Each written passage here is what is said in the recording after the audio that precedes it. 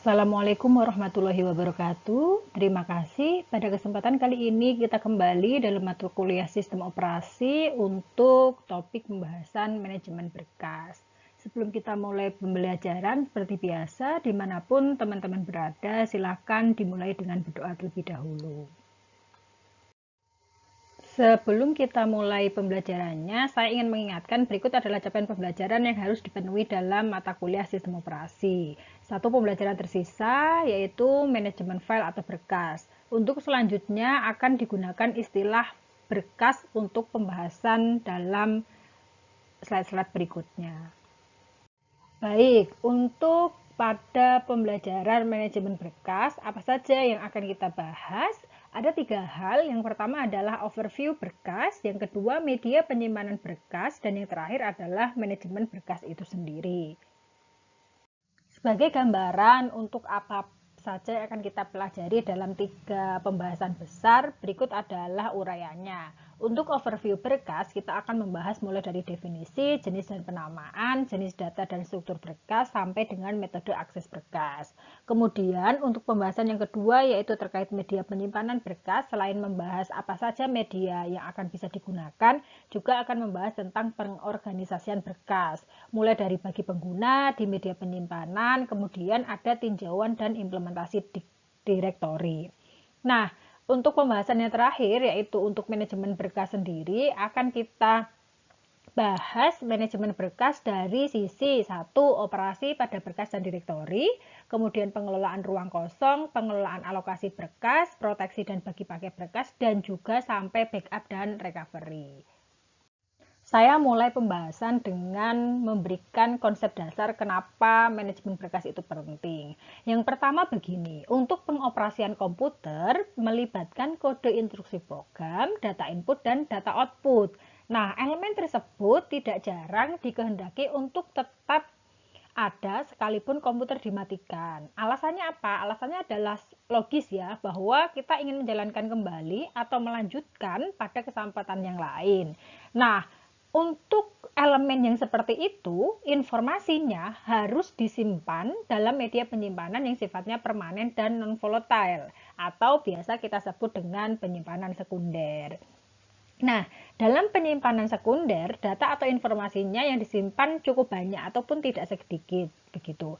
Nah, sehingga ketika nanti diperlukan kembali atau dilakukan pengelolaan, maka harapannya berkas tersebut dapat diakses kembali dengan mudah dan cepat. Nah, disinilah dibutuhkan yang namanya manajemen berkas. Setelah kita ketahui apa pentingnya dari manajemen berkas, sebenarnya saya ingin mengingatkan kembali begitu bahwa salah satu fungsi dari sistem operasi adalah resource manager. Dan di mana salah satunya adalah manajemen berkas, yaitu berkaitan erat dengan pengelolaan berkas pada media penyimpanan sekunder.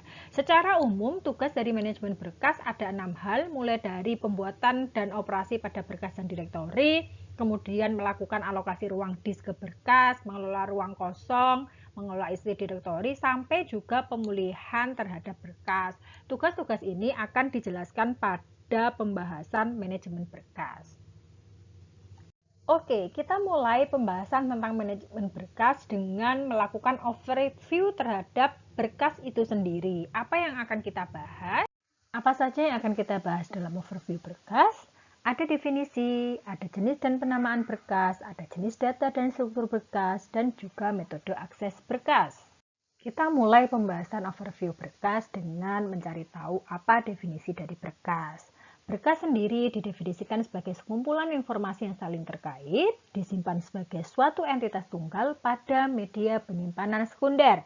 Diingat-ingat 3 keywordnya, sekumpulan informasi saling berkaitan, sebagai entitas tunggal, dan disimpan dalam media penyimpanan sekunder. Pembahasan kedua pada overview berkas yaitu jenis dan penamaan berkas. Ada berbagai macam jenis berkas, di mana masing-masing jenis berkas berbeda dalam 2 hal, yaitu jenis data yang disimpan dan jenis aplikasi yang dapat mengaksesnya. Sebagai contoh, ada berkas spreadsheet berisi data tabular dan yang dapat membukanya adalah aplikasi spreadsheet seperti Microsoft Excel. Nah, dari contoh ini teman-teman bisa mengidentifikasi nama berkasnya, kemudian jenis data yang disimpan, dan juga jenis aplikasi yang dapat mengaksesnya. Masing-masing saya beri tanda warna merah, hijau, dan juga biru. Yang kedua adalah penamaan berkas. Apa pentingnya penamaan berkas? Pentingnya adalah untuk membedakan suatu jenis berkas yang satu dengan jenis berkas yang lain. Lantas bagaimana cara melakukan penamaan berkas? Yang pertama adalah menambahkan ekstensi atau akhiran yang mengidentifikasi jenis berkas tersebut. Yang kedua, antara nama berkas dan ekstensinya dipisahkan dengan tanda titik. Sebagai contoh, ada sebuah berkas bernama testing.doc, maka dapat diidentifikasi bahwa nama berkas adalah testing dan juga ekstensinya adalah doc. Berikut adalah berbagai macam jenis berkas beserta dengan ekstensi dan juga fungsinya. Selanjutnya dalam overview berkas adalah terkait dengan jenis data dan juga struktur berkas. Data yang tersimpan pada suatu berkas dapat berupa numerik, karakter, kode instruktur program, ataupun data biner lainnya.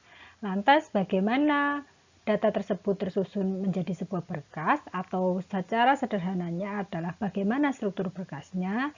Paling tidak ada 3 kemungkinan struktur berkas. Yang pertama adalah tidak teratur, yang kedua rekaman sederhana, dan yang ketiga kompleks.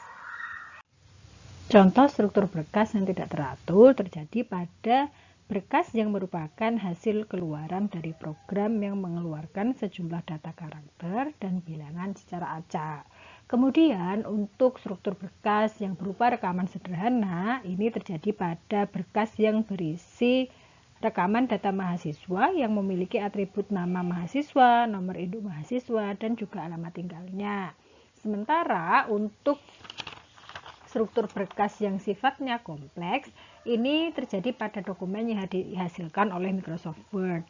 Di dalamnya dapat berupa teks, gambar, ataupun juga grafik.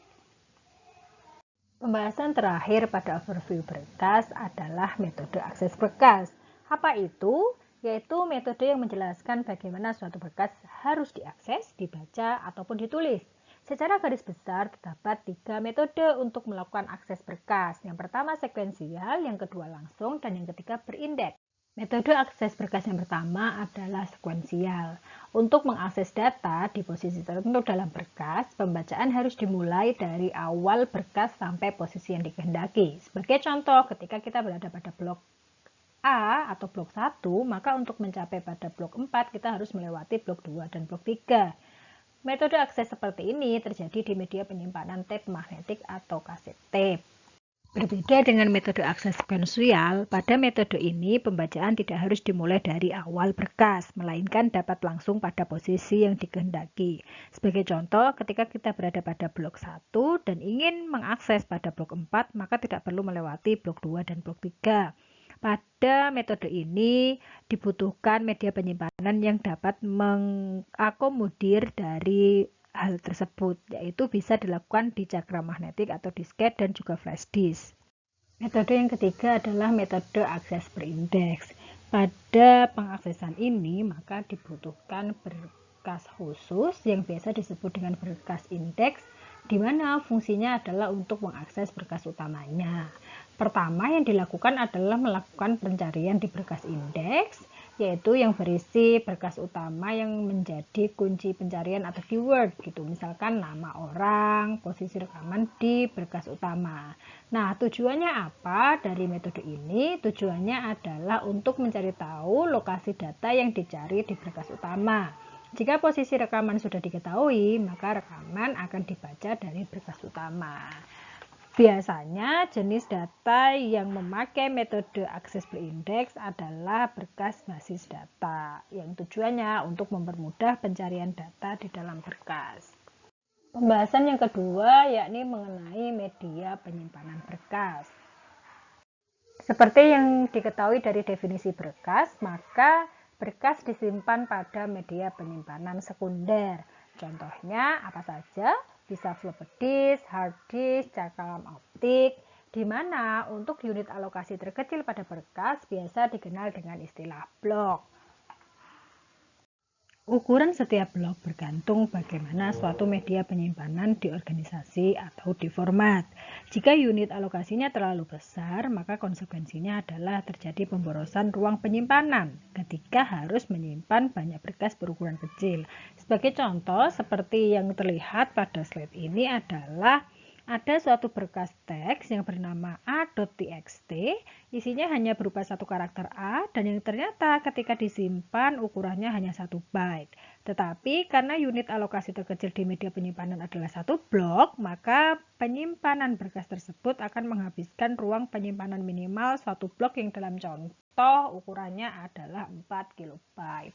Berbicara tentang media penyimpanan berkas, maka kita akan membahas tentang pengorganisasian berkas, yaitu dimulai dengan struktur organisasi berkas bagi pengguna, struktur organisasi berkas di media penyimpanan, dan yang ketiga dan keempat adalah tinjauan direktori dan juga implementasi direktori. Struktur organisasi berkas bagi pengguna berkaitan dengan sudut pandang pengguna terkait letak dari berkas dalam suatu direktori. Sebagai yang kita lihat di contoh, bahwa berkas akan diatur secara hierarki menggunakan direktori-direktori, seperti yang bisa kita lihat. Pengorganisasian sistem berkas yang dijelaskan sebelumnya merupakan abstraksi dari sudut pandang pengguna. Lantas, kita ketahui bahwa direktori adalah kumpulan simpul-simpul yang berisi informasi tentang semua berkas di disk. Nah, bagaimana direktori itu disimpan dalam media penyimpanan? Berkas direktori ini disimpan dengan cara yang sama di media penyimpanan.